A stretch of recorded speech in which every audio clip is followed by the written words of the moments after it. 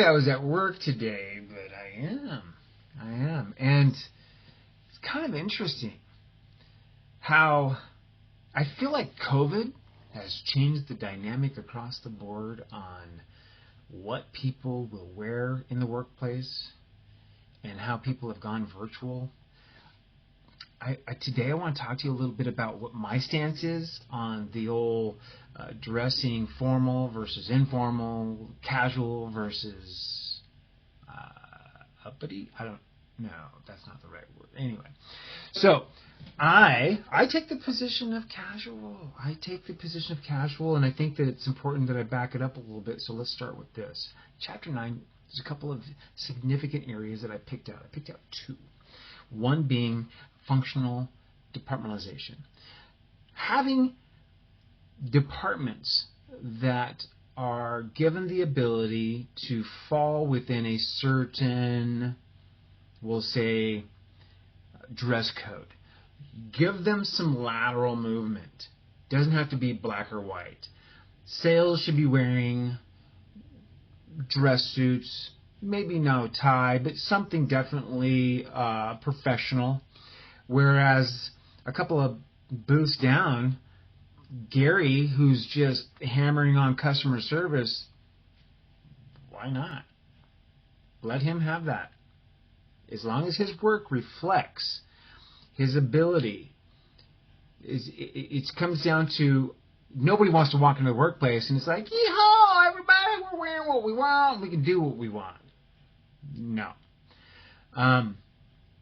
I think that Dave Gilbio, the CEO for Warby Parker, he allows the workers the ability to have the kind of freedom sort of to dress the way you want.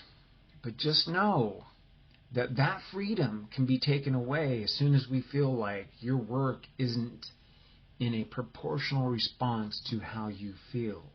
If you feel lazy because you're dressing lazy, then your work looks lazy, and then we're done with that. So I do believe that you definitely have to monitor it as a CEO, and I think that it's important to understand too that with the benefits, some people work harder when they feel better about themselves, and if you're in your own clothes, you feel better about yourself. You don't feel like can't wait to get home and change, right? There's another guy, Peter Economy. So he's the leadership guy on inc.com. So he basically threw out some stats on how Indeed has come up with the figures that 32% to 50% have gone to casual. So there's no more casual Fridays because every day is casual to a degree. I promise you, no two-piece bikinis are walking into the office or guys wearing parachute pants and a Duran Duran haircuts. It's probably not happening. So I think the fun part is that giving people the ability to make choices, but also monitoring to the point where your company doesn't suffer, because work matters. And I think that that's really kind of what it comes down to. Also, real quick in the chapters, when reading those bad boys, it talks about in chapter 9-4B, empowering workers.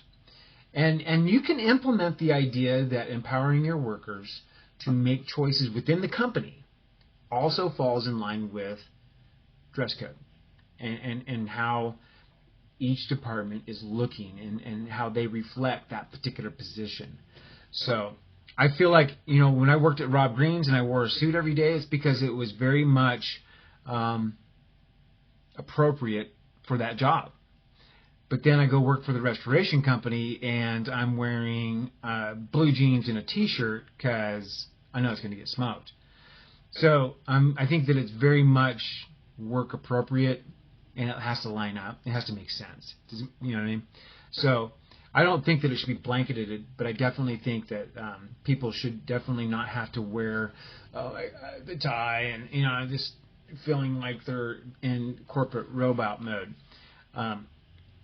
So yeah, good stuff.